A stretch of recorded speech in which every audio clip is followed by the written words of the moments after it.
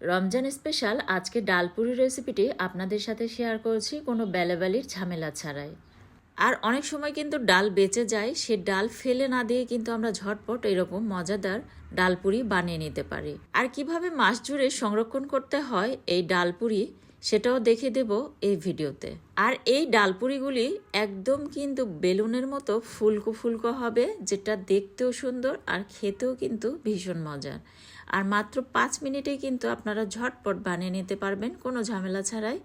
তো আশা করছি পুরো ভিডিও জুড়ে সাথে থাকবেন। রেসিপি ভালো লাগলে চ্যানেলটি সাবস্ক্রাইব করে সাথে থাকবেন আর পরিবার পরিজনদের মাঝে ভিডিওটি বেশি বেশি শেয়ার করে দেবেন। আর ভিডিওতে অবশ্যই একটি লাইক দিতে ভুলবেন না। আর কমেন্ট বক্সে কমেন্ট করে জানাবেন যে রেসিপিটি আপনাদের কেমন লাগলো। বেঁচে যাওয়া ডাল ছিল আর সেটা কিন্তু আমি জাল করে এভাবে একদম পানিটা শুকিয়ে নিয়েছি। তারপর এর সাথে 1 টেবিল চামচের মতো অ্যাড করে দিলাম পেঁয়াজ বেরেস্তা, আর দিয়ে দিলাম টালা জিরের গুঁড়ো 1/2 চা চামচের মতো, আর চিলি ফ্লেক্স 1/2 চা চামচের মতো দিয়ে দিলাম, আর স্বাদ মতো লবণ দিয়ে দিলাম, কিছু ধনিয়া পাতা কুচি দিয়ে খুব ভালোভাবে মিক্স করে একটা সাইডে রেখে দিলাম। একটি মিক্সিং বলে আমি 1 কাপের মতো ময়দা নিয়ে নিলাম, আর একটুখানি স্বাদ মতো লবণ অ্যাড করে দিলাম, 1 চা চামচ দিয়ে দিলাম চিনি। চিনি চাইলে স্কিপ করতে পারেন, তবে দিলে কিন্তু স্বাদটা বহু গুণে বেড়ে যাবে। 2 চা চামচের মতো পাউডার মিল্ক অ্যাড করে দিলাম, এটাও চাইলে স্কিপ করতে পারেন, তবে দিলে কিন্তু স্বাদটা ভালো আসবে। আর 1 টেবিল চামচের মতো সয়াবিন তেল দিয়ে খুব ভালোভাবে মিক্স করে নিলাম। মিক্সটা কিন্তু খুব ভালোভাবে করে নিতে হবে, আর যখন হাতে মুঠো পাকানো যাচ্ছে এরকমটা মনে হবে, তখন মনে হবে মিশ্রণটি রেডি হয়ে গিয়েছে। তখন এর সাথে অল্প অল্প করে পানি দিয়ে একটা ডো বানিয়ে নিতে হবে। আর এটা কিন্তু একদম ফুটন্ত টকবকে গরম পানি। তো যেহেতু গরম পানি, অবশ্যই আগে একটা চামচের সাহায্যে মাখিয়ে নিয়ে তারপর হাত ইউজ করে খুব ভালোভাবে আমি একটি ডো বানিয়ে নিলাম। আর ডোটা কিন্তু বেশি নরমও হবে না, আবার বেশি শক্ত হবে না। এখন আমি ছোট ছোট লেচি কেটে নিয়েছি, আর কিভাবে বানিয়ে নিয়েছি একটু লক্ষ্য করবেন। হাতের সাহায্যে কিন্তু সুন্দরভাবে এই পুরিগুলি বানিয়ে নেওয়া যায়। তো ডালের মিশ্রণটি ভিতরে দিয়ে দিলাম, তারপরে আমি কিভাবে ফোল্ড করে নিলাম নিশ্চয়ই দেখে বুঝতে পারছেন। এটা দেখে বুঝে নিতে হবে, এটা বলার কিছু নেই, একদম সহজ। আর আঙ্গুলের সাহায্যে এরকম আলতোভাবে কিন্তু চেপে চেপে এটাকে ছড়িয়ে দিতে হবে। দেখলেন তো কত সহজে এই ডালপুরি বানিয়ে নেওয়া যায় কোনো বেলাবেলি ঝামেলা ছাড়াই ঝটপট। আর আপনারা চাইলে কিন্তু ইনস্ট্যান্ট ডাল দিয়েও এভাবে ডালপুরি বানিয়ে নিতে পারবেন। ডালটাকে আগে হলুদ লবণ দিয়ে সিদ্ধ করে নিতে হবে, তারপরে বাকি উপকরণগুলি অ্যাড করে কিন্তু আপনারা এভাবে ইনস্ট্যান্ট ডাল দিয়েও ডালপুরি বানিয়ে নিতে পারেন।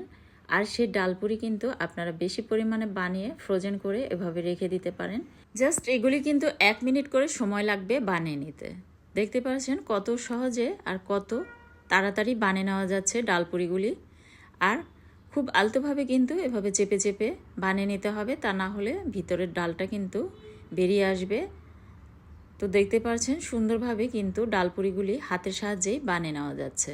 ভিউয়ার্স, আমার কিন্তু ফেসবুক পেজ এবং ইউটিউব চ্যানেলে আরও বিভিন্ন ধরনের এরকম ইফতার রেসিপিগুলি শেয়ার করা আছে এবং বিভিন্ন ধরনের নাস্তার রেসিপিগুলি শেয়ার করা আছে। আর আমি যে কোনো রেসিপি কিন্তু খুব সহজভাবে উপস্থাপন করার চেষ্টা করি। তো আশা করছি আপনাদের কাছে রেসিপিগুলি অনেক ভালো লাগবে।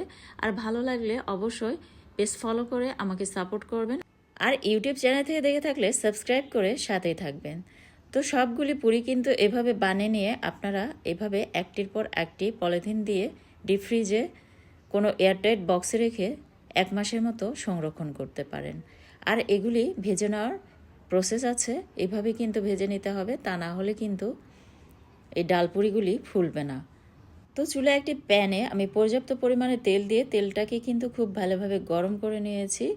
আর গরম তেলে কিন্তু এই পুরিগুলি ছেড়ে দিতে হবে, দিয়ে চুলার পাওয়ারটা মিডিয়ামে নিয়ে এসে তারপরে এটাকে একটি চামচের সাহায্যে চেপে চেপে কিন্তু এভাবে ভেজে নিতে হবে।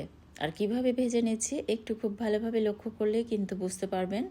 প্রথমে ডালপুরিটাকে দিয়ে দিতে হবে, তারপর ওয়েট করতে হবে 30 থেকে 40 সেকেন্ডের মতো। যখন ডালপুরিটা আপনা আপনি উপর দিকে ফুলে আসবে তখন এটাকে চামচের সাহায্যে এভাবে চেপে ধরে ধরে এটাকে কিন্তু ফুলানোর চেষ্টা করতে হবে, তাহলে দেখবেন যে সুন্দরভাবে ফুলে গিয়েছে।